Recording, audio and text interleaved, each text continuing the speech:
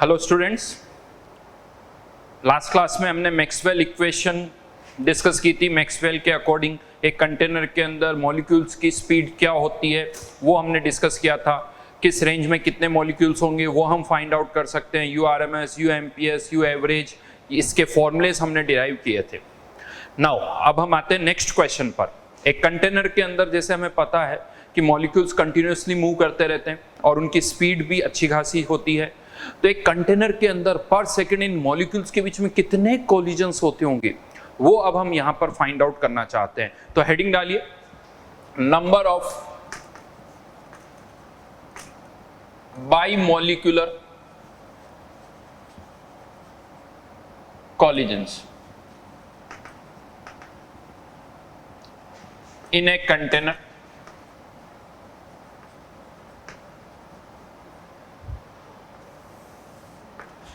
यहां पर हमने वर्ड जो लिखा है बाइमॉलिक्यूलर। बाइमॉलिक्यूलर का क्या मतलब हुआ, इसको मैं आपको एक्सप्लेन करूं।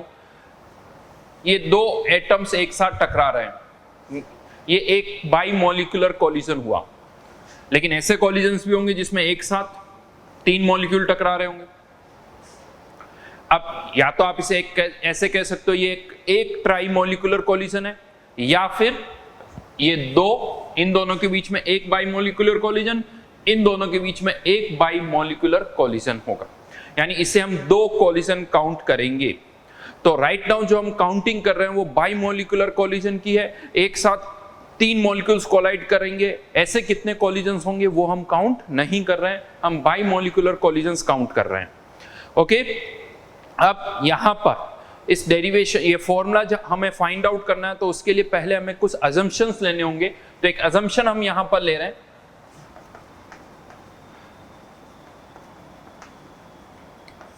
जितने भी एटम्स या मॉलिक्यूल्स हैं हम मानते हैं कि इन सब का शेप स्फेरिकल है और रिजिड स्फेरिकल शेप है। मतलब इनका शेप चेंज नहीं होगा किसी और मॉलिक्यूल से। जब ये कोलाइड करेंगे तो इनके शेप में कोई डिस्टॉर्शन नहीं होगा। तो जो अजम्पशन है वो लिख सकते हो आप, molecules are considered to be rigid and spherical in shape, rigid and spherical in shape। एक तो spherical मानेंगे और दूसरा हम इनको rigid कंसिडर करेंगे। देन पहले हम कुछ छोटी छोटी सी टर्म्स यहां पर इंट्रोड्यूस करेंगे जो इस डेरिवेशन में इन्वॉल्व होती है। तो फर्स्ट टर्म जो हम यहां पर इंट्रोड्यूस करने जा रहे हैं, लेट्स से ये कंटेनर है हैविंग n मॉलिक्यूल्स। इसके अंदर n मॉलिक्यूल्स है इन वॉल्यूम V, और कंटेनर का जो वॉल्यूम है वो है V। तो एक टर्म जो यहां पर हम डिफाइन कर रहे हैं वो है नंबर ऑफ मॉलिक्यूल्स पर यूनिट वॉल्यूम, जिसको हम n स्टार से रिप्रेजेंट करते हैं, n स्टार से, और वो क्या हो जाएगा simply n upon v। Number of molecules पर unit volume n upon v। एक टर्म हमने डिफाइन कर दी, जैसे डेंसिटी होती ना, mass divided by volume. What is density? मास पर यूनिट वॉल्यूम। यहां पर क्या है ये n स्टार, क्या number of particles per unit volume. इसे आप नंबर डेंसिटी भी बोल सकते हो। इसका यूज क्या है? इसका यूज ये है कि लेट से आपको इस छोटे से वॉल्यूम में, ये तो V वॉल्यूम का कंटेनर है, अगर आपको V डैश वॉल्यूम में number of molecules find out करना है, तो number of molecules in V dash volume कितना हो जाएगा n स्टार पर यूनिट वॉल्यूम। इतने मॉलिक्यूल्स है तो इसको वॉल्यूम से मल्टीप्लाई कर दो, V डैश से मल्टीप्लाई कर दो, तो ये नंबर ऑफ पार्टिकल्स हो जाएंगे इस V डैश वॉल्यूम में। हाँ, यहां पर भी एक दो छोटे छोटे से डाउट्स आते हैं, वो मैं क्लियर करना चाहूंगा। बहुत बार क्या होता है सर कि हमने एटम को स्फेरिकल माना है। एटम को स्फेरिकल माना तो डाउट इस तरह से आते हैं कि मान लो सर कोई एटम इस तरह से रखा हुआ है कि स्फीयर का कुछ पार्ट बाहर है, कुछ अंदर है। तो मैं आपको बता दूं, ये जो मॉलिक्यूल्स होते हैं ना, इनकी साइज भी बहुत कम होती है, बहुत छोटे होते हैं। तो यहां पर एक मॉलिक्यूल की जो पोजीशन है, एक मॉलिक्यूल की पोजीशन, ये हम केवल उसके सेंटर से डिसाइड करते हैं। अगर सेंटर अंदर है तो वो अंदर होगा, सेंटर बाहर है तो वो बाहर होगा। हाँ, फिर यहां पर एक और डाउट आ जाता है बहुतों को, सर लाइन पर है तो क्या होगा? तो देखो, लाइन बहुत थिन होती है, ऐसे लाइन की भी कोई एग्जिस्टेंस नहीं होती, तो उस एंगल पर मत जाओ कि लाइन पर होगा। उस तरह से सोचने से कंफ्यूजन बढ़ता है, क्लियरिटी नहीं आती है। तो सिंपल सा थॉट पुट करूंगा, या तो अंदर है या लाइन के बाहर है। तो किसी भी वी डैश वॉल्यूम में जो नंबर ऑफ मॉलिक्यूल्स होंगे वो कितने होंगे? n star into V dash. ठीक है। Then there is one more term, collision diameter. Collision diameter जिसे हम सिग्मा से रिप्रेजेंट करते हैं, ये क्या होती है?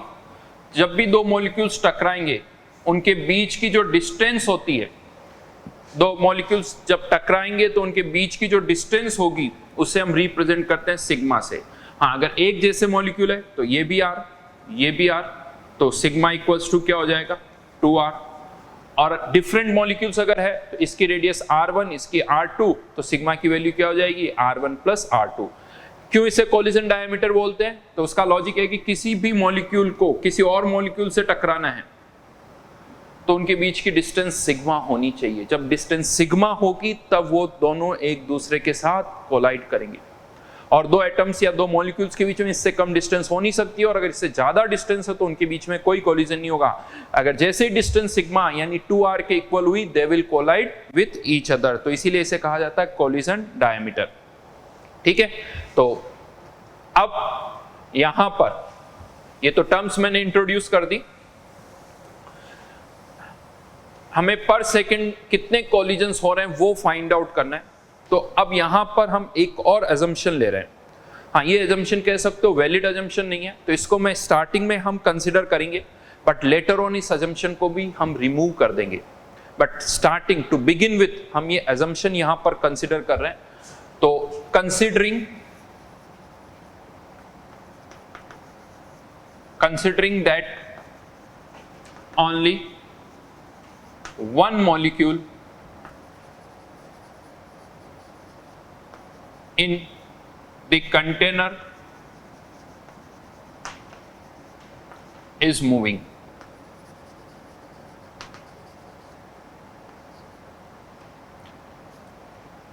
One molecule in the container is moving, केवल एक ही मॉलिक्यूल मूव कर रहा है।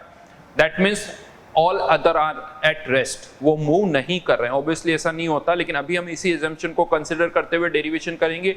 बाद में थोड़ा आगे बढ़ने के बाद इस एजम्पशन को भी हम रिमूव कर देंगे। तो अगर एक ही एटम मूव कर रहा है, लेट्स से ये कोई मॉलिक्यूल है या एटम है जिसका स्फेरिकल शेप है, इसकी रेडियस है r, और ये मूव कर रहा है, एक स्ट्रेट पाथ पे मूव कर रहा है। नाउ इसके अराउंड एक सिलेंड्रिकल शेल इमेजिन करिए। एक सिलेंडर आपको इमेजिन करना है इसके अराउंड, जिसकी रेडियस जो है वो 2r होगी, यानी रेडियस किसके बराबर होगी? सिग्मा के बराबर। इस सिलेंड्रिकल शेल की जो रेडियस होगी वो किसके बराबर होगी? Sigma, which is equals to 2r। और ये जो स्फीयर है, एटम जो है वो इसके सेंट्रल एक्सिस पर मूव कर रहा है, यानी इस तरह का एक सिलेंडर आपने इमेजिन किया, इस तरह रखा हुआ है, और एक एटम जो है उसके सेंट्रल एक्सिस पर मूव कर रहा है, सेंट्रल एक्सिस पर मूव कर रहा है। हमें अब यहां पर इसके कोलिजन्स काउंट करने हैं। कैसे कर सकते हैं वो देखते हैं। तो यहां पर ये जो रेडियस है इस सिलेंड्रिकल वेसल की, जो ये सिलेंड्रिकल वेसल हमने लिया, इसकी रेडियस कितनी है? सिग्मा, यानी 2r। नाउ इमेजिन करिए, यहां पर कोई एक एटम रखा हुआ है, यहां पर कोई एक एटम है, और एक एटम यहां पर है। ये 3 एटम है। हमें पता है कि जैसे ही 2 एटम्स एक दूसरे से सिग्मा डिस्टेंस पर आएंगे, उनके बीच में कोलिजन होगा। अब ये मॉलिक्यूल मूव करता हुआ यहां पर आएगा। सपोज करो ये मॉलिक्यूल यहीं रहता है, तो क्या ये मॉलिक्यूल इस जगह पर आ सकता है? नहीं आ सकता। क्यों नहीं आ सकता? क्योंकि इन दोनों के बीच की डिस्टेंस सिग्मा से कम हो जाएगी। तो इस यहां पर पहुंचने से पहले ही किसी जगह पर जब ये यहां होगा, तभी इनके बीच की डिस्टेंस कितनी हो जाएगी? सिग्मा, और इन दोनों के बीच में कोलिजन हो जाएगा। यानी ये मॉलिक्यूल जब यहां से पास होगा तो इस मॉलिक्यूल से कोलाइड करेगा। क्या इससे करेगा? यस, यहां पर भी हम देखें तो जब ये मॉलिक्यूल यहां पहुंचता है, अगर यहां पहुंच जाता तो इनके बीच की डिस्टेंस अगेन 2 सिग्मा से कम होगी। तो इसका मतलब, क्योंकि इस पोजीशन पे इनके बीच की डिस्टेंस सबसे कम होगी, तो इसका मतलब क्या होगा, इससे थोड़ा पहले ही इनके बीच की डिस्टेंस कितनी हो जाएगी? सिग्मा, और अगेन इन दोनों के बीच में भी कॉलिजन होगा। लेकिन जब ये मॉलिक्यूल यहां पहुंचेगा, इस पर्टिकुलर एटम की अकॉर्डिंग बात करूं तो यहां पर इनके बीच की डिस्टेंस सिग्मा से ज्यादा है, तो इवन ये यहां पर पहुंचने पर भी इस मॉलिक्यूल के साथ कोलाइड नहीं करेगा, क्योंकि इनके बीच की डिस्टेंस ज्यादा है। तो इससे पहले या इससे बाद में भी ये इस मॉलिक्यूल से कोलाइड नहीं करने वाला है। मतलब कौन से मॉलिक्यूल से कोलाइड करने वाला है? जिन मॉलिक्यूल्स का सेंटर इस सिलेंड्रिकल वॉल्यूम के अंदर है, ये वाला मॉलिक्यूल उन सभी मॉलिक्यूल से कोलाइड करेगा। यानी जो मॉलिक्यूल्स इस सिलेंड्रिकल वेसल के अंदर है, ये मॉलिक्यूल उन सभी मॉलिक्यूल से कोलाइड करेगा, और जो इस सिलेंड्रिकल वेसल के बाहर है उससे कोलाइड नहीं करेगा। समझ में आई मेरी बात? राइट? तो फिर क्वेश्चन आता है कि ये मॉलिक्यूल कितने मॉलिक्यूल्स के साथ कोलाइड करेगा? तो बड़ा सिंपल सा आंसर है, जितने मॉलिक्यूल्स इस सिलेंड्रिकल वेसल में होंगे, ये मॉलिक्यूल उन सभी के साथ कोलाइड करेगा। यानी पर सेकंड कितने कॉलिजन्स होंगे, अगर हमें ये फाइंड आउट करना है तो अब हमें ये देखना होगा कि जो सिलेंडर हमने यहां पर कंसीडर किया, इसके अंदर कितने मॉलिक्यूल्स हैं। वो कैसे निकालेंगे? सिलेंडर के अंदर कितने मॉलिक्यूल्स हैं वो अब मैं आपको बता रहा हूं। तो यहां पर इस सिलेंडर वेसल की लेंथ क्या होगी? तो मान लेते हैं जो ये मॉलिक्यूल है, इसकी स्पीड कितनी है? U average. तो 1 सेकंड में ही कितनी डिस्टेंस ट्रेवल करेगा? यू एवरेज डिस्टेंस ट्रेवल करेगा। 1 सेकंड में ही कोलिजन फाइंड आउट करना है, इसीलिए हमने 1 सेकंड में देखा कि ये मॉलिक्यूल कितनी डिस्टेंस ट्रेवल कर रहा है, यू एवरेज। तो यही सिलेंड्रिकल वेसल की क्या हो गई? Length. Volume of cylindrical vessel,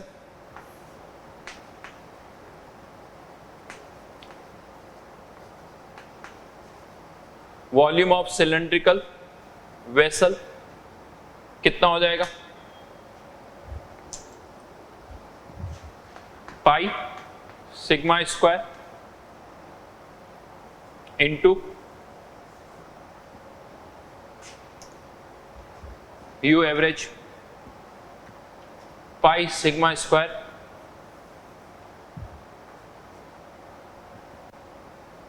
into you average. ये सिलेंड्रिकल वेसल का वॉल्यूम हो गया, ये इसकी लेंथ है, ये बेस एरिया इंटू हाइट। इसके अंदर कितने मॉलिक्यूल्स होंगे? तो number of molecules in cylindrical vessel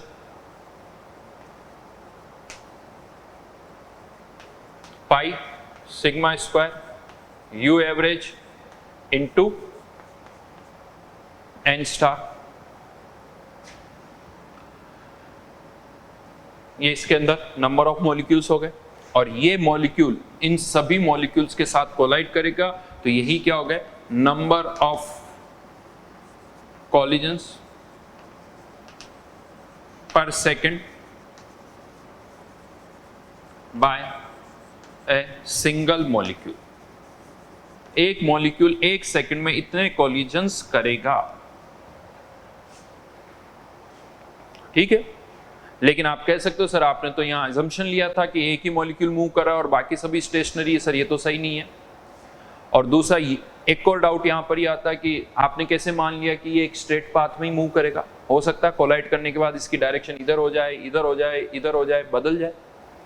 ये सही बात है। तो पहले तो मैं सेकंड पॉइंट एक्सप्लेन कर रहा हूँ कि क्या होगा अगर इसको मूव करते करते इसकी डायरेक्शन चेंज हो जाए। तो आई थिंक ऐसा ही एक पॉइंट मैंने लास्ट क्लास में भी यानी लास्ट टू लास्ट क्लास में भी आपको समझाया था काइनेटिक थ्योरी ऑफ गैसेस में, जहाँ पर हमने ये कहा था कि एक मॉलिक्यूल किसी वॉल पर कोलाइड करने वाला है, हो सकता है इन बिटवीन उसकी डायरेक्शन बदल जाए तो उसकी जगह कोई और मॉलिक्यूल आ जाएगा। याद आ रहा है?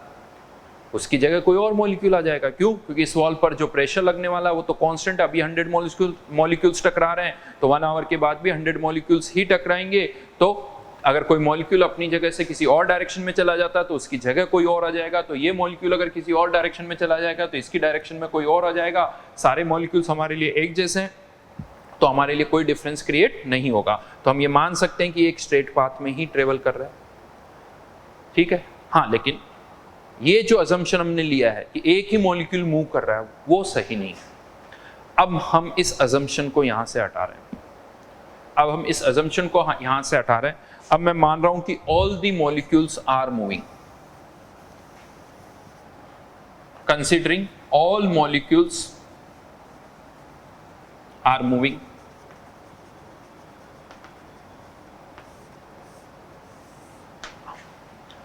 अब हमें यहां पर रिलेटिव स्पीड का कॉन्सेप्ट यूज करना पड़ेगा।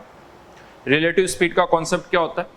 बहुत ही सिंपल सा, आई थिंक सबको पता ही, पढ़ चुके हो फिजिक्स के अंदर। लेट्स से ये ए और बी दो मॉलिक्यूल है जो कि एक दूसरे की तरफ मूव कर रहे हैं। इसकी स्पीड है 5 मीटर पर सेकेंड और इसकी स्पीड है 3 मीटर पर सेकेंड। तो ए की बी के रेस्पेक्ट में रिलेटिव स्पीड कितनी होगी? 8 मीटर पर सेकेंड। अब जब आप ए की बी के रेस्पेक्ट में रिलेटिव स्पीड बोल रहे हो, इसका मतलब पता है क्या है? आप मान रहे हो कि अगर बी रेस्ट पर है, इस तरह से आप सोचो, अगर बी रेस्ट पर है तो ए बी की तरफ किस स्पीड से मूव कर रहा होगा? 8 मीटर पर सेकेंड से। मतलब अगर मैं इसकी रिलेटिव स्पीड यूज कर रहा हूं विद रेस्पेक्ट टू बी, तो जिसके रेस्पेक्ट में आप रिलेटिव स्पीड यूज करते हो उसको हम स्टेशनरी मानते हैं, स्टेशनरी मान सोचते हैं। तो अगर कभी भी आप रिलेटिव स्पीड यूज कर रहे हो, इसका मतलब जिसके रेस्पेक्ट में रिलेटिव स्पीड है वो मॉलिक्यूल क्या हो गया? रेस्ट पर हो गया। राइट? याद रखना इस बात को। अगर इसकी रिलेटिव स्पीड यूज कर रहे हैं विथ रेस्पेक्ट टू बी, तो बी को हम रेस्ट पर कंसिडर कर रहे हैं। सेकंड पॉइंट पर आता हूं। यहां पर तो क्या था? हेड ऑन कॉलिजन था। हेड ऑन कॉलिजन था तो रिलेटिव स्पीड निकालना बड़ा आसान था। हाँ, बट कॉलिजन अगर अलग तरह मान लेते हैं, एक मॉलिक्यूल और दो इस तरह से 90 डिग्री पर अगर वो मूव कर रहे हैं, अगर 90 डिग्री पर मूव कर रहे हैं, इनकी अगर हमें रिलेटिव स्पीड फाइंड आउट करनी है, तो ये u1 अगर है और ये u2 है, तो रिलेटिव स्पीड जो होती है वो u1 square plus u2 square होती है। 90 डिग्री पर मैं मान रहा हूं, तो जो रिलेटिव स्पीड होती है वो u1 square plus u2 square का स्क्वायर रूट। किसी एंगल पर होती है उसका भी आई थिंक आप सबको फॉर्मूला पता है, u1 square plus u2 square plus I think 2u1 u2 cos theta, इस तरह से कुछ आता है। बट राइट नाउ हाँ 90 डिग्री पर है तो रिलेटिव स्पीड का फॉर्मूला क्या हो जाएगा? u1 square plus u2 square. ठीक है, याद रखना इस चीज को। ये दो पॉइंट्स जो मैंने यहां पर आपको बताए। अब सभी मॉलिक्यूल्स अगर मूव कर रहे हैं, लेट्स से ये मॉलिक्यूल जो मूव कर रहा है, कोई और मॉलिक्यूल जब इससे टकराएगा तो हो सकता है कोई मॉलिक्यूल यहां पर इस तरह मूव करता हुआ यहां से इससे टकरा जाए, कोई किसी और एंगल पर टकराएगा, कोई किसी और एंगल पर टकराएगा, कोई किसी और एंगल पर टकराएगा। यानी दो मॉलिक्यूल्स किसी भी एंगल पर कोलाइड कर सकते हैं।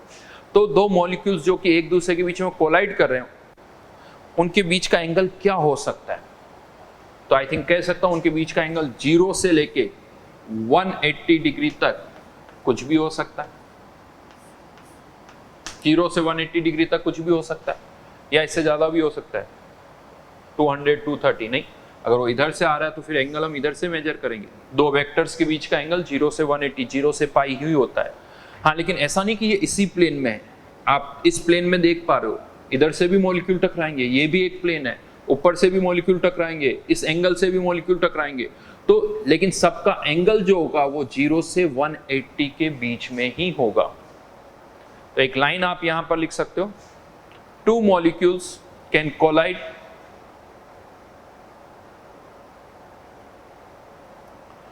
at an angle from 0 to 180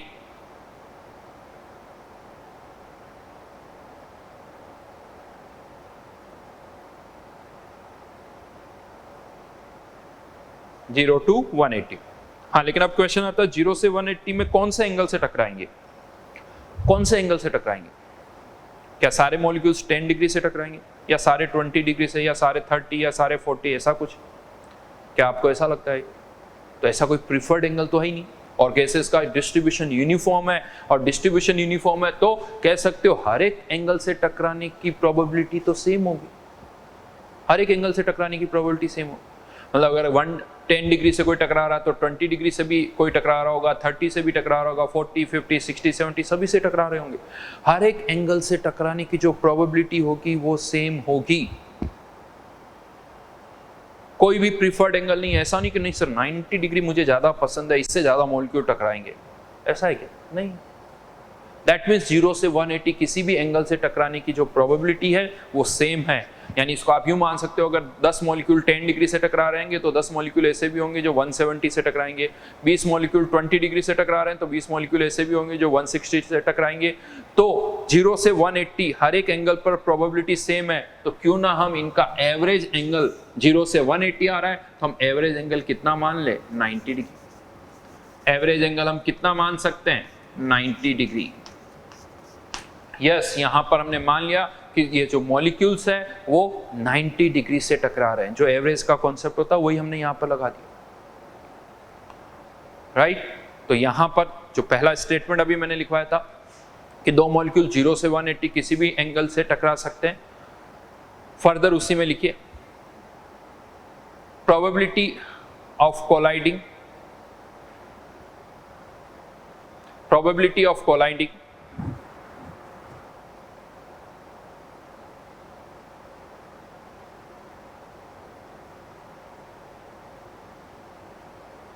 bit colliding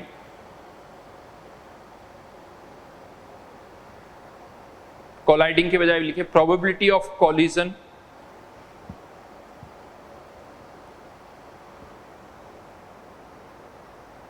at any angle, probability of collision at any angle is same, therefore average angle of collision can be considered as 90 degree. Average angle of collision can be considered as 90 degree. तो अब हम ये मान रहे हैं कि इस molecule से बाकी सारे मॉलिक्यूल 90 डिग्री से ही कोलाइड कर रहे हैं और किसी एंगल से कोलाइड नहीं कर रहे हैं। अब इसकी स्पीड भी u एवरेज, इसकी स्पीड भी u एवरेज, सबकी स्पीड तो u एवरेज ही है। तो इन दोनों, यानी ये भी u एवरेज से मूव कर रहा है, ये भी मॉलिक्यूल u एवरेज से मूव कर रहा है, तो इसके रेस्पेक्ट में रिलेटिव स्पीड क्या होगी? तो रिलेटिव स्पीड ये भी हमने फॉर्मूला लिखा था u1 square plus u2 square. तो यहाँ पर क्या हो जाएगा? u average square plus u average square, क्योंकि दोनों की स्पीड सेम है। तो यहाँ पर u रिलेटिव कितना आ गया? √2 u एवरेज। ये इस मॉलिक्यूल की इसके रेस्पेक्ट में रिलेटिव स्पीड है, तो √2 वाला फैक्टर आ गया। अब आप ये सोचो कि ये जो मॉलिक्यूल मूव कर रहा है इससे बाकी सारे मॉलिक्यूल्स 90 डिग्री पर ही कोलाइड कर रहे हैं, सारे मॉलिक्यूल्स 90 डिग्री पर ही कोलाइड कर रहे हैं।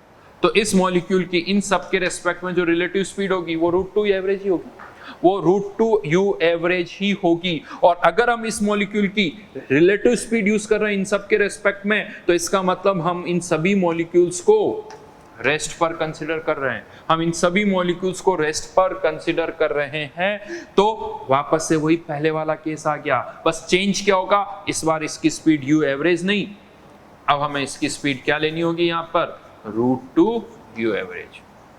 इतना सा चेंज करना पड़ेगा। आगे का derivation same as to as it is होगा, remaining derivation as it is होगा जो हमने पहले किया था। बस चेंज कहां पर आ जाएगा? जहां पर पहले हमने स्पीड u एवरेज यूज की थी, अब वहां पर हमारी जो स्पीड होगी वो √2 u एवरेज हो जाएगी।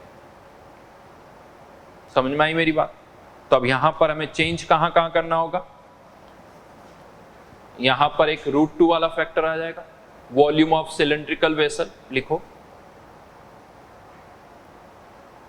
फिर सेकंड चेंज यहां पर भी √2, कुछ नहीं होगा, फाइनल आंसर में बस एक √2 वाला फैक्टर जो है वो चेंज हो गया। और इसी को हम लिखते हैं Z1, इसको लिखा जाता है Z1 लिखा जाता है। Z1 मतलब एक सेकंड में एक पार्टिकल कितने कोलिजन्स कर रहा है, नंबर ऑफ कोलिजन्स पर second by a single molecule. एक सेकंड में एक पार्टिकल कितने कोलिजन कर रहा है, दैट इज Z1। और उसका फॉर्मूला है, यहां पर मैं वापस से लिख रहा हूं, Z1 equals to √2 pi sigma square u average into n star. Yes, ये फॉर्मूला आपको याद रखना है।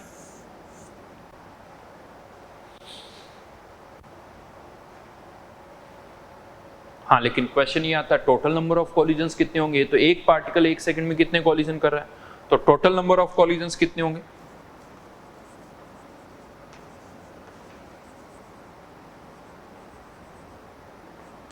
पर सेकंड। तो इस कंटेनर के अंदर जो हमने कंटेनर लिया था उसमें कितने मॉलिक्यूल्स थे, n मॉलिक्यूल्स, और हर एक मॉलिक्यूल एक सेकंड में कितने कॉलिजन कर रहा है, Z1।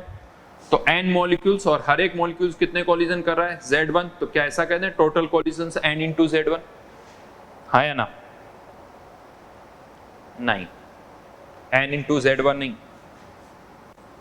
Divided by 2। क्यों, सोचो थोड़ा, अपने आप समझ में आ जाएगा। जब ये मॉलिक्यूल इस तरफ मूव कर रहा है तो ये इसके साथ कोलाइड करेगा। जब आप इसके कॉलिजन्स काउंट कर रहे हो तो इसके साथ इसके कॉलिजन को तो काउंट कर लिया। अब जब आप इसके कॉलिजन भी काउंट करोगे तो इसका कॉलिजन इससे भी हो रहा है, तो यही कॉलिजन 2 बार काउंट हो जाएगा। यानी यहां पर n इंटू Z1 में हर एक कॉलिजन 2 बार काउंट हो रहा है, इसीलिए डिवाइड बाय 2 कर दिया। आई थिंक समझ में आ गया होगा। नहीं तो एक और सिंपल सा एग्जांपल ले लेता हूं। लेट्स से एक टूर्नामेंट है, क्रिकेट का टूर्नामेंट है जिसमें 5 टीम्स है और हर एक टीम बाकी की 4 टीम्स के साथ मैचेस खेलती है। तो हर एक टीम कितने मैचेस खेल रही है, हर एक टीम कितने मैचेस खेल रही है, 4। टीम्स कितनी है, 5। तो टोटल मैचेस कितने होंगे, 5 मल्टीप्लाइड बाय 4, 20, नहीं, डिवाइडेड बाय 2, क्योंकि यहां पर भी आपने हर एक मैच को 2 बार काउंट कर लिया। होपफुली ये एग्जांपल समझ में आ जाएगा। हाँ, जिनको पीएनसी आती है उनके लिए तो ये बहुत आसान है। पीएनसी परम्यूटेशन एंड कॉम्बिनेशन जिनको आता है उनके लिए तो ये बहुत आसान है। NC2 से आप बहुत इजीली वो बता सकते हो, राइट। तो खैर, तो हाफ n Z1, हाँ, लेकिन ये पर सेकंड है। इसी में अब हम एक और चेंज करें, total number of collisions per second per unit volume, total number of collisions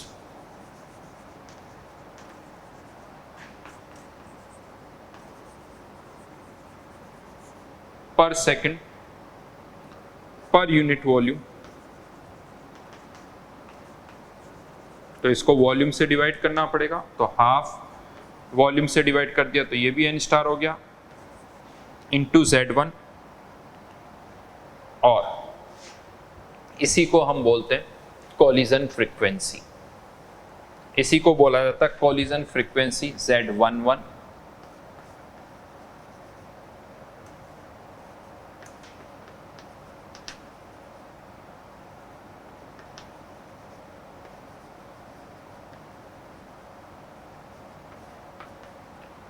इसका formula 1/√2 pi sigma square U average n star का स्क्वायर। कॉलिजन फ्रीक्वेंसी ये कॉमन वर्ड है, बहुत जगह आप इसको देख सकते हो, सुन सकते हो। काइनेटिक्स के अंदर भी ये वर्ड यूज होता है, अच्छा खासा ये यूज होता है, और बहुत जगह यूज होगा। Collision frequency which is number of collisions per second per unit volume. पर सेकंड पर यूनिट वॉल्यूम कितने कॉलिजन्स होंगे वो हम इससे फाइंड आउट कर सकते हैं। यहाँ Z11 क्यों लिखा है, इसका मतलब मैं आपको बता दूं, 11 का मतलब है number of collisions between similar particles, एक जैसे पार्टिकल्स के बीच में।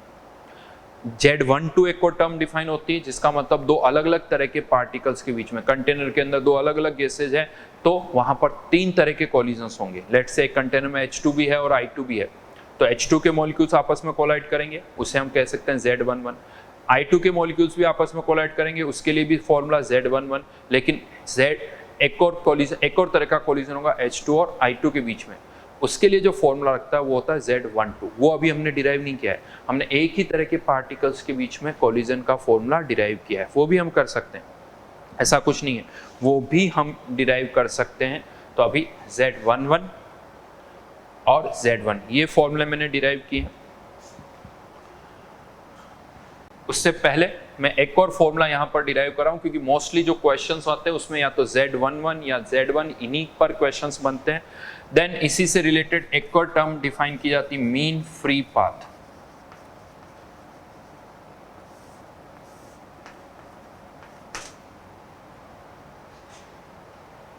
मीन फ्री पाथ,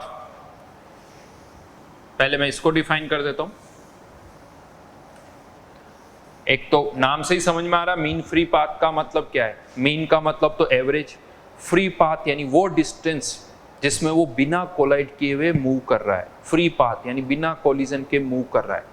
अब होता क्या है, एक मॉलिक्यूल किसी से टकराता है, फिर उसके बाद किसी और से टकराता है। कभी ऐसा हो सकता है कि इससे टकराते ही वापस से वो किसी और से टकरा जाता है, फिर थोड़ी देर फिर किसी और से टकराता है, लेकिन उसमें डिस्टेंस ज़्यादा ट्रेवल करता है। तो दो कोलिजन्स के बीच में जो ट्रेवल डिस्टेंस है वो कोई फिक्स नहीं है, कहीं कम होगी तो कहीं ज़्यादा होगी। इसीलिए हम यहाँ पर क्या यूज़ कर रहे हैं, average.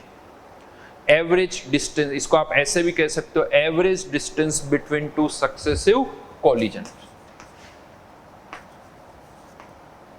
average distance between two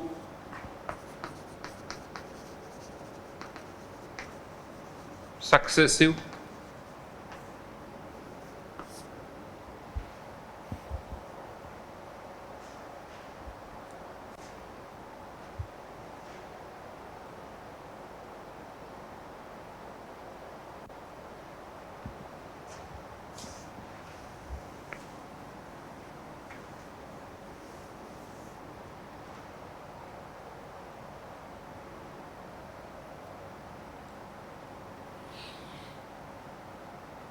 तो दो कोलिजन्स के बीच की एवरेज डिस्टेंस वो हमें फाइंड आउट करनी है। बहुत बार हम इसमें कंफ्यूज हो जाते हैं, ये मीन फ्री पाथ है। एक और टर्म डिफाइन कर सकते हो, मीन फ्री टाइम, कि कितने टाइम तक वो बिना कोलिजन के ट्रेवल करता है। तो मीन फ्री टाइम एक अलग टर्म है, मीन फ्री पाथ एक अलग टर्म है। राइट नाउ हम जो यहाँ पर फाइंड आउट कर रहे हैं वो है मीन फ्री पाथ। वो कैसे फाइंड आउट करना है वो अब हमें देखना है। Average distance between two successive collision, इसके लिए एक छोटा सा एग्जांपल यूज कर रहा हूं। दो अच्छा एग्जांपल तो नहीं है, लेकिन फिर भी मेरा मानना है कि इससे बहुत जल्दी समझ में आ जाता है। हाँ, कंफ्यूजिंग स्टेटमेंट भी है कि एग्जांपल अच्छा भी नहीं है, लेकिन जल्दी समझ में भी आता है। ये क्या है, कुछ समझ में नहीं आ रहा, समझ में आ जाएगा, अपने आप समझ में आ जाएगा कि क्यों ये एक अच्छा एग्जाम्पल नहीं है। लेट्स से आप कहीं पर भी रह रहे हो, आपके घर से रेलवे स्टेशन की लेट्स से डिस्टेंस है 10 किलोमीटर, ठीक है। और आप घर से निकलते हो कहीं पर जाने के लिए, रेलवे स्टेशन जाना आपको, वहाँ से आप कहीं और जा रहे हो। आप घर से निकलते हो और रेलवे स्टेशन पहुँच जाते हो, राइट। फाइनल रिजल्ट याद रखना, रेलवे स्टेशन पहुँच जाते हो आराम से, सही सलामत। लेकिन रेलवे स्टेशन पहुँचते पहुँचते 10 किलोमीटर्स की डिस्टेंस ट्रेवल करते करते लेट्स से आपने टोटल 5 कोलिजन्स किए। याद रखना, मैंने पहले ही बोल दिया था, रेलवे स्टेशन आप पहुंच चुके हो सही सलामत, ठीक है। वो कोलिजन्स किस तरह के हैं वो मुझे नहीं पता, बट 5 कोलिजन्स आप करते हो। तो अगर मैं आपसे पूछूं कि पर कोलिजन एवरेज कितनी डिस्टेंस आप ट्रेवल कर रहे हो, पर कोलिजन एवरेज कितनी डिस्टेंस ट्रेवल कर रहे हो, तो 10 किलोमीटर डिस्टेंस ट्रेवल करने में कितने कोलिजन्स किया आपने, 5। तो पर एवरेज डिस्टेंस ट्रेवल कितनी हो जाएगी, 2 किलोमीटर।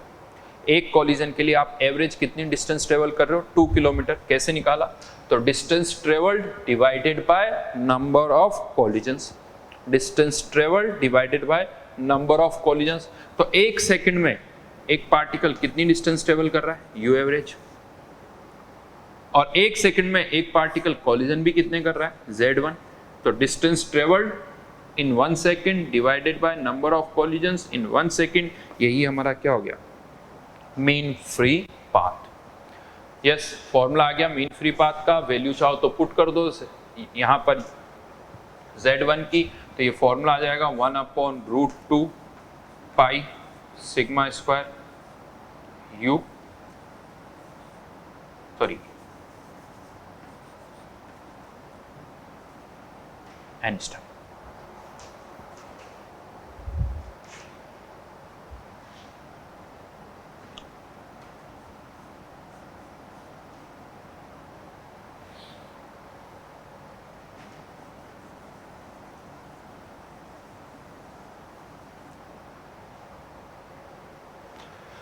तो फाइनली हमारे पास 3 फॉर्मूले आ गए यहाँ पर, Z1, Z11 और लैम्डा।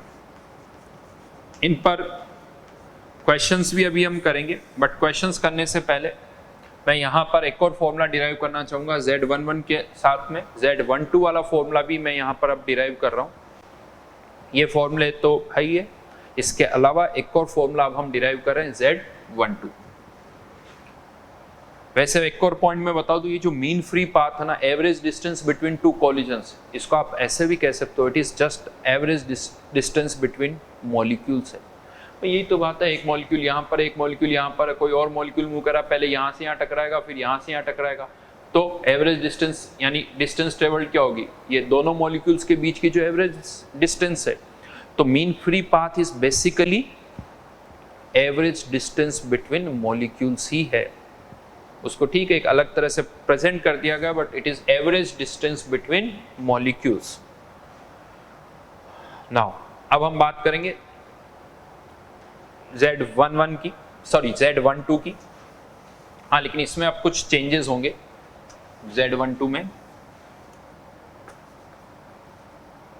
क्या क्या चेंजेस होंगे वो हमें देखना है। तो एक तो अब जो सिग्मा होगा यहाँ पर वो R1 प्लस R2 होगा, 2R नहीं होगा, R1 प्लस R2 होगा, ठीक है।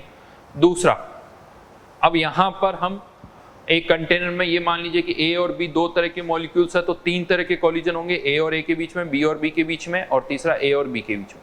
A और A के बीच में कितने कॉलिजन्स होंगे उसके लिए तो फॉर्मूला Z11 लगा सकते हो, B और B के बीच में भी कितने होंगे वो उसके लिए भी फॉर्मूला Z11 लगा सकते हो। अब हम मेनली कौन से कॉलिजन्स की बात कर रहे हैं, A और B के बीच में।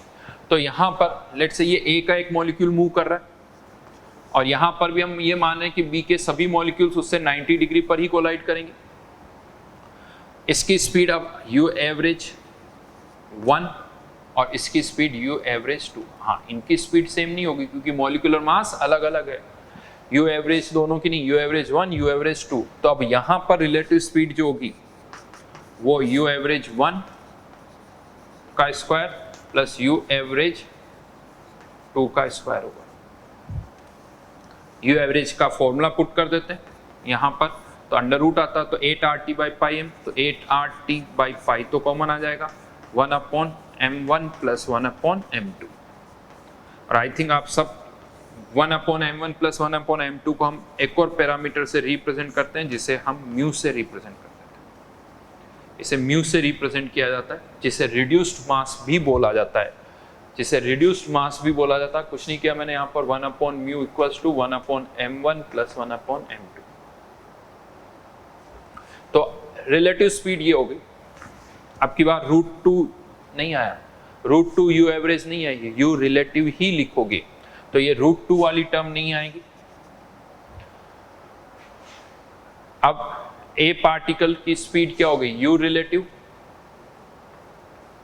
तो 1 सेकंड में ये कितनी डिस्टेंस ट्रेवल करेगा, U रिलेटिव। तो यहां पर अब मैं U रिलेटिव लिख रहा हूं, और U रिलेटिव की वैल्यू आप यहां से देख सकते हो। ये वॉल्यूम ऑफ सिलेंड्रिकल वेसल हो गया पाई sigma square U relative. Number of molecules of B, क्योंकि हमें B के साथ कोलिजन से मतलब है, तो अब A का मॉलिक्यूल मूव कर रहा है, वो B के कितने मॉलिक्यूल्स के साथ कोलाइड करेगा, जो जितने सिलेंड्रिकल वेसल में B के मॉलिक्यूल्स होंगे ये उन सभी के साथ कोलाइड करेगा। तो सिलेंड्रिकल वेसल के अंदर B के कितने मॉलिक्यूल्स होंगे, तो यहां पर pi sigma square U relative, और B के कितने मॉलिक्यूल्स होंगे, तो N स्टार इंटू B।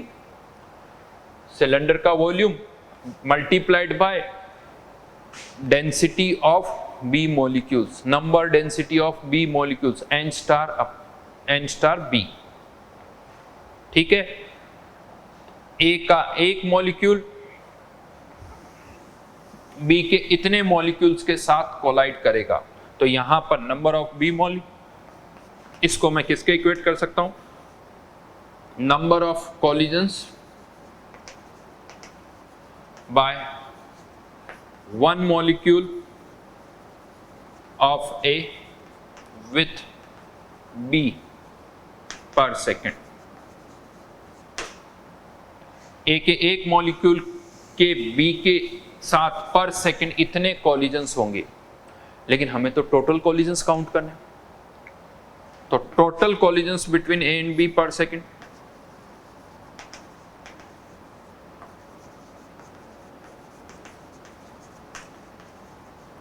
तो अब कंटेनर के अंदर ए के कितने मॉलिक्यूल्स हैं, ए के कितने मॉलिक्यूल्स है, ये एवोगाड्रो नंबर नहीं है, ए के कितने मॉलिक्यूल्स है वो मैंने लिखा है, और ए का हर एक मॉलिक्यूल, ए का हर एक मॉलिक्यूल कितने कोलिजन कर रहा है, तो ये ए के इतने मॉलिक्यूल है और ए का हर एक मॉलिक्यूल कितने कोलिजन कर रहा है, pi sigma square U relative into N star B. हाँ, यहां पर फिर डाउट आता है, क्या डिवाइड बाय 2 करना है, यहां पर नहीं करना है। कह सकते हो बड़ा अजीब सा है सर, वहां पर हमने नहीं कहा था तो आपने कहा करना है, और यहां पर हम कह रहे हैं कि करना है तो आप कह रहे हो नहीं करना है। सोच के देख लेना, क्योंकि यहां पर हम कोलिजन्स को 2 बार काउंट नहीं कर रहे हैं, ए के बी के साथ काउंट करें, ए का एक मॉलिक्यूल बी के 100 मॉलिक्यूल के साथ कोलाइड कर गया, फिर ए का दूसरा मॉलिक्यूल बी के 100 मॉलिक्यूल के साथ, फिर ए का तीसरा मॉलिक्यूल बी के 100 मॉलिक्यूल के साथ, तो ए के मॉलिक्यूल्स तो बदलते जा रहे हैं, तो कोई भी कोलिजन हमने 2 बार काउंट नहीं किया है, इसीलिए यहां पर डिवाइड बाय 2 नहीं होगा। हाँ, ये जरूर है, ये पर यूनिट वॉल्यूम नहीं है, तो टोटल कोलिजन्स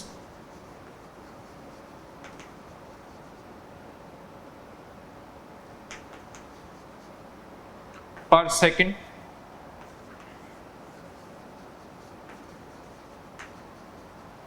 पर यूनिट वॉल्यूम, वॉल्यूम से डिवाइड कर देंगे तो यह आ जाएगा pi sigma square U relative N star A N star B, और इसे हम लिखते हैं Z12।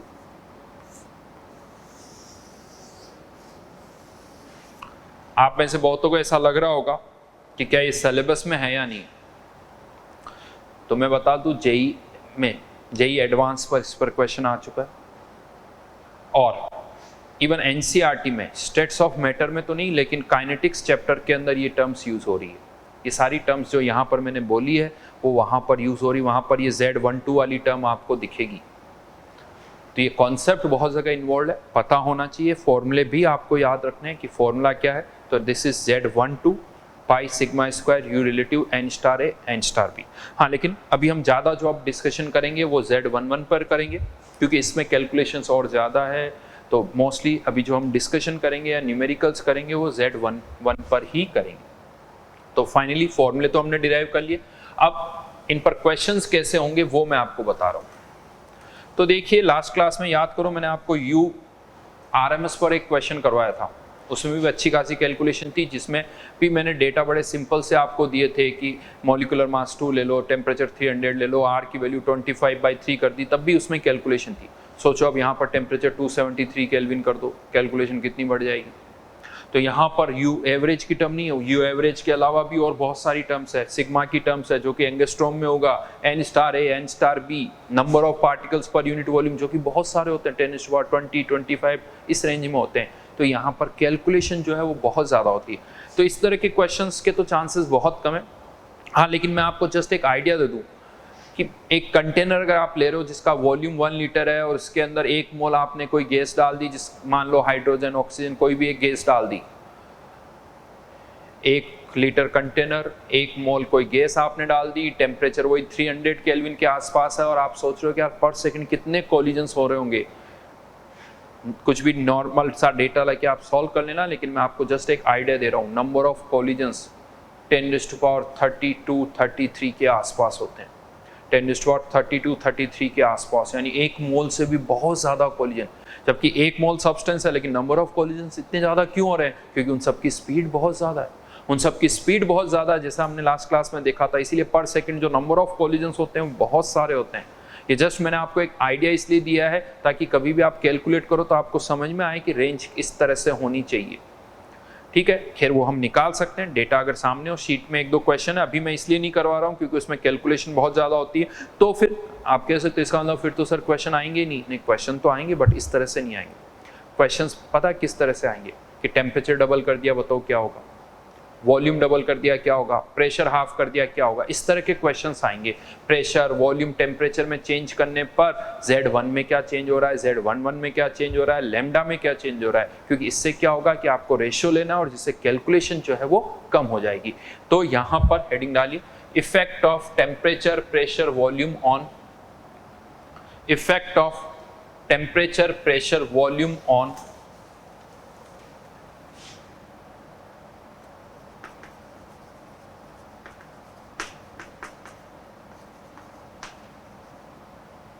Z1, Z11 and lambda।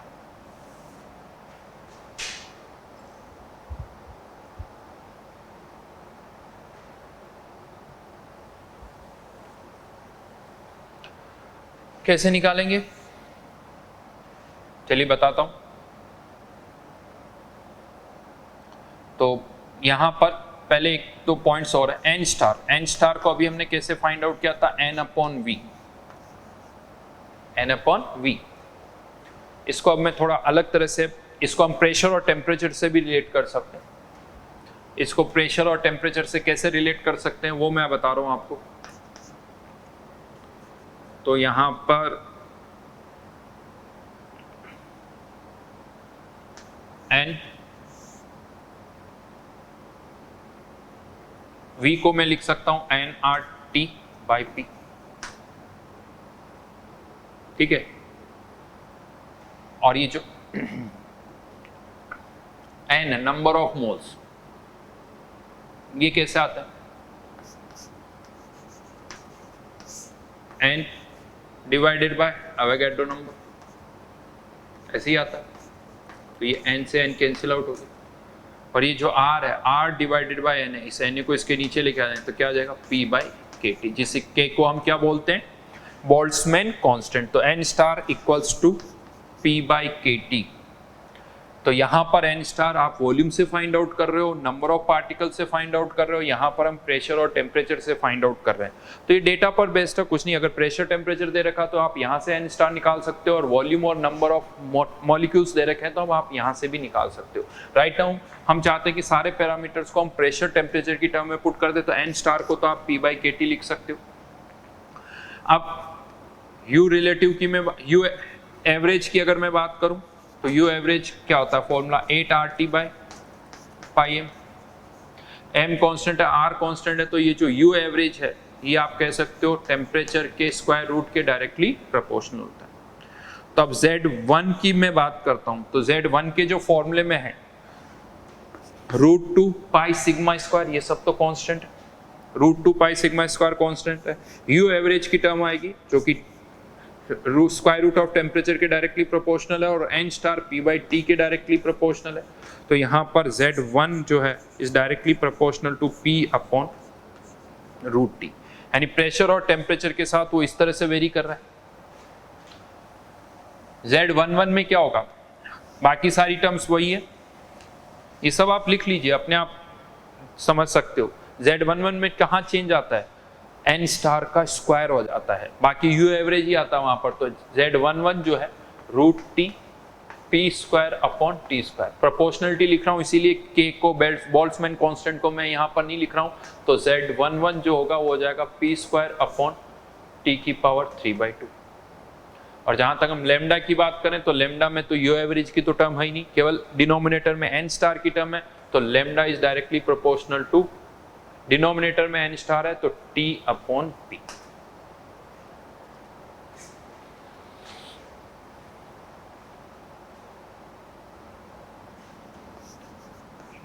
देखते effect of change in temperature at constant pressure.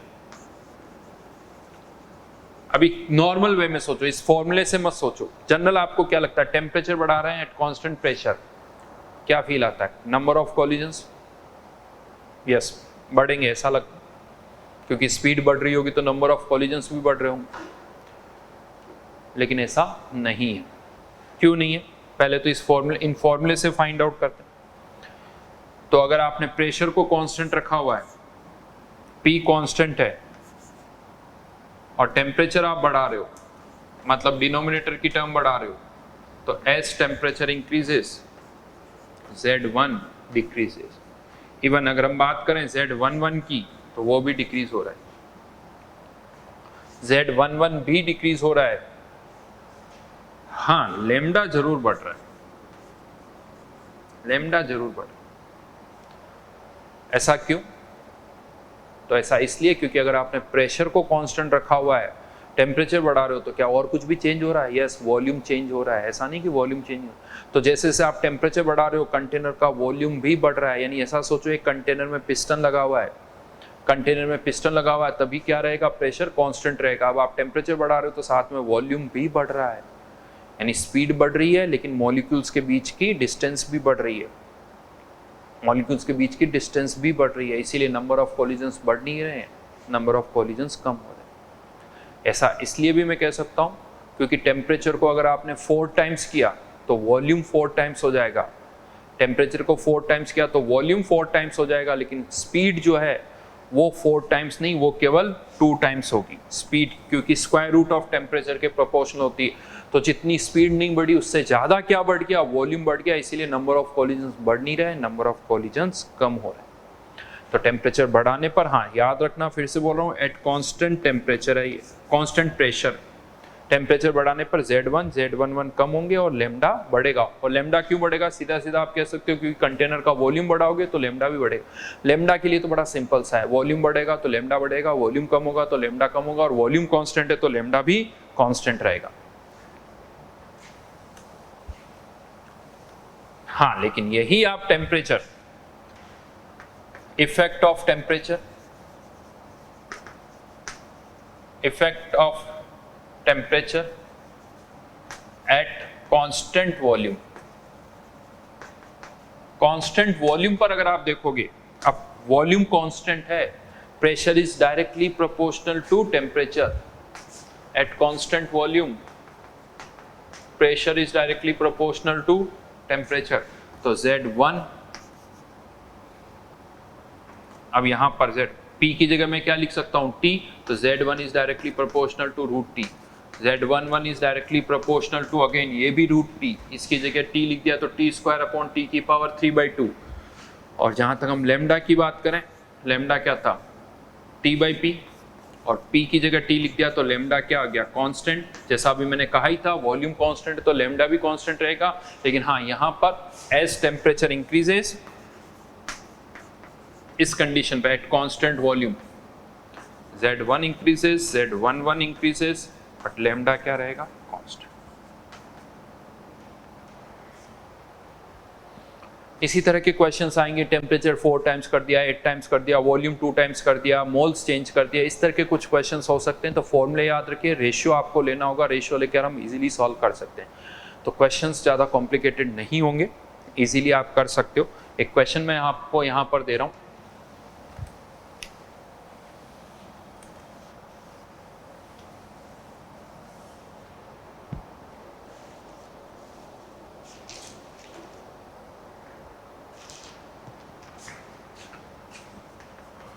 two containers A and B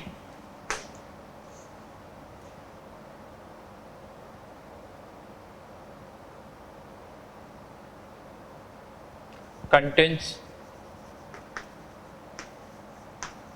equal mass of neon and argon respectively.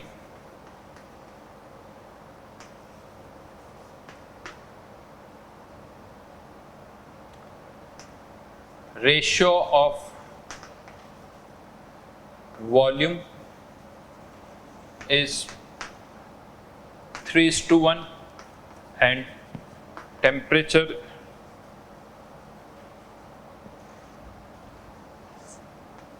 is 600 Kelvin and 400 Kelvin respectively. Given sigma of neon multiplied by 2 equals to sigma of iron. Iron का जो argon का जो sigma है वो neon के sigma का just double है। और इन दोनों के एटॉमिक मासेस भी मैं बता दूं, नियोन का एटॉमिक मास 20 और आर्गन का एटॉमिक मास होता है 40।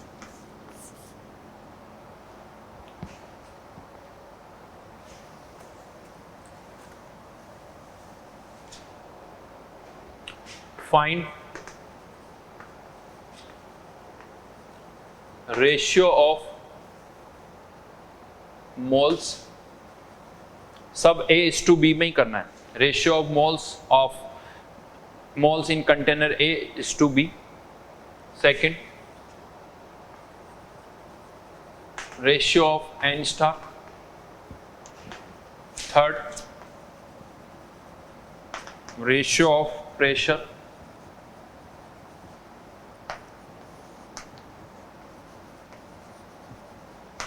Ratio of Q average,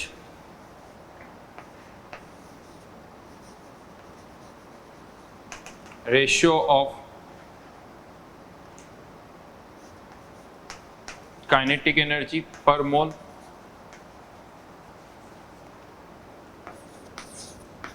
ratio of total kinetic energy,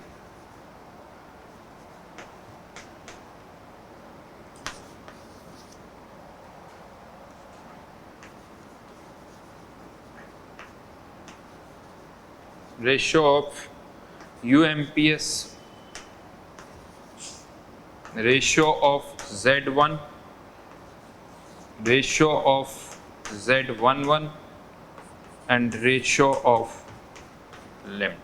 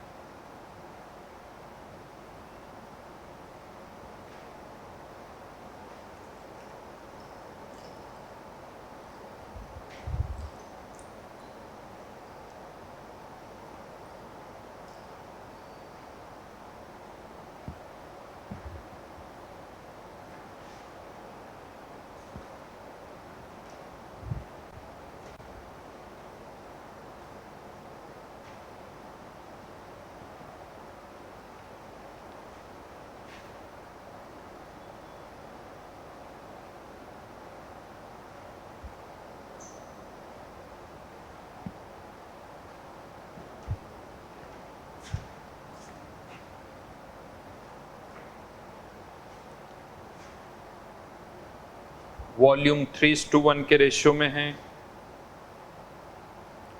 temperature 600-400 kelvin. Mass equal है।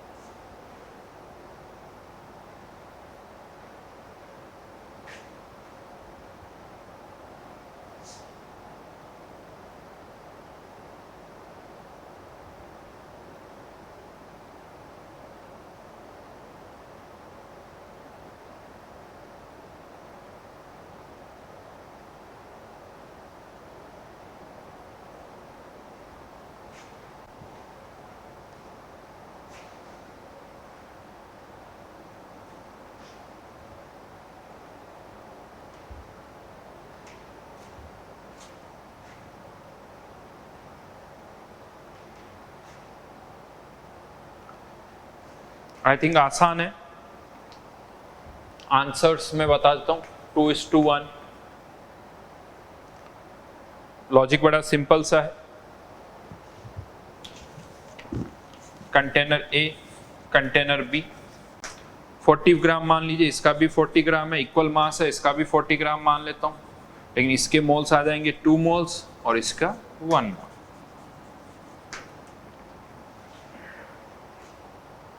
Then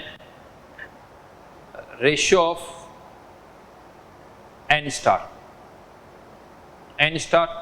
n divided by v,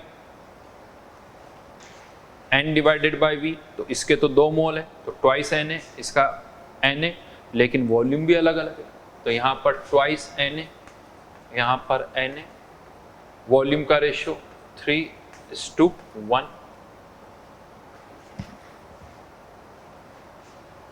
AC का रेशियो लेना है तो इन दोनों का रेशियो ले लीजिए, Na कैंसिल, तो आंसर कितना आ गया 2/3।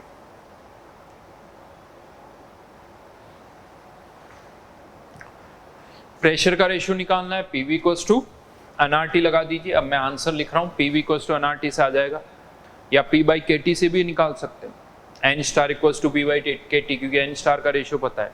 खैर बहुत सारे ऑप्शन है, लेकिन ये प्रेशर का रेशियो आई थिंक आ रहा है 1:1।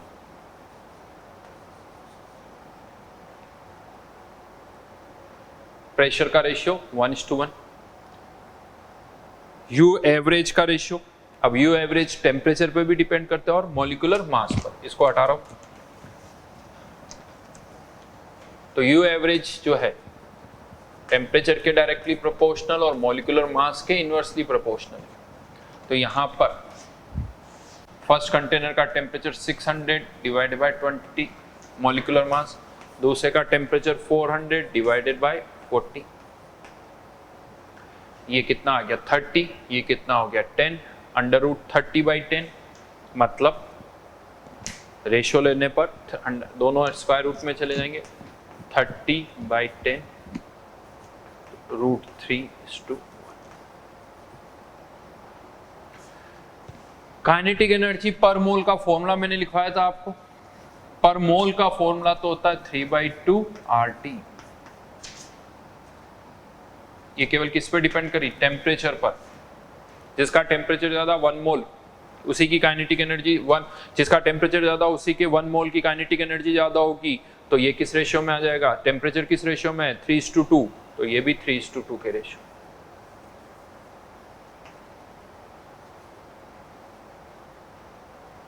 ये भी 3:2 के रेशियो में। और टोटल काइनेटिक एनर्जी की जब हम बात करेंगे तो इसको और किससे मल्टीप्लाई करना पड़ेगा, n से और मल्टीप्लाई करना पड़ेगा, n से और मल्टीप्लाई करना पड़ेगा। तो यहां पर अब n वाली टर्म और आ जाएगी, तो मोल्स यहां पर इसके ज्यादा है, तो हाँ 3:1। जहां तक हम बात करें U एवरेज और UMPS, इनका रेशियो सेम होगा, तो इसका आंसर √3:1 ही है।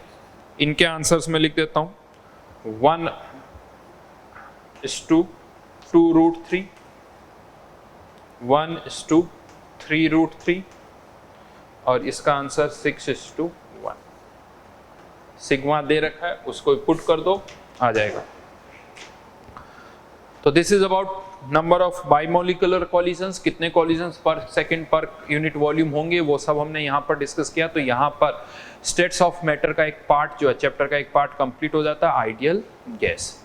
इसी चैप्टर का एक और दूसरा पार्ट है, एनसीईआरटी के अकॉर्डिंग में बात कर रहा हूँ, तो आइडियल गैस और सेकंड है रियल गैस। तो नेक्स्ट क्लास में हम रियल गैस स्टार्ट करेंगे।